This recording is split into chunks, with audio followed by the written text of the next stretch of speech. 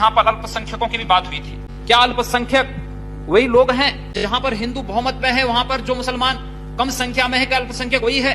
क्या अल्पसंख्यक कश्मीर का हिंदू नहीं है?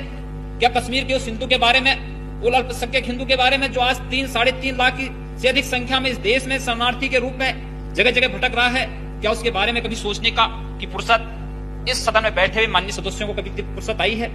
या पूर्वोत्तर के राज्यों में जो कुछ हो रहा है, वहां मिजोरम में रियांग जनजाति के 51,000 से अधिक शरणार्थियों को मिजोरम से निकाल दिया गया है, लेकिन क्या कभी यहां पर बैठे हुए माननीय सदस्यों ने इस पर सोचने की कोशिश की? केवल अपनी राजनीतिक रोटियां सेकने के लिए मुसलमानों को ही केवल अल्पसंख्यक बना दिया गया है।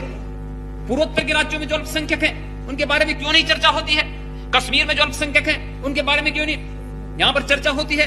और अगर अल्पसंख्यकों की बात होनी है तो 1984 में जो इस देश में हुआ था, क्या वो सिख अल्पसंख्यक इस देश में नहीं है? स्थिति और इस सदन के माध्यम से जो कुछ हो रहा है, अध्यक्ष महोदय, भावनाएं तो तब इस देश की जनता के भावनाओं के साथ खिलवाड़ हम तब नहीं करते हैं जब सदन में इतनी उदंडता होती है।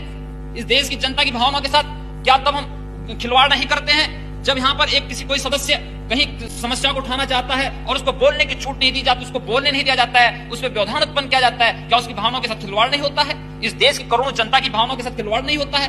निश्चित सोचना पड़ेगा हमें।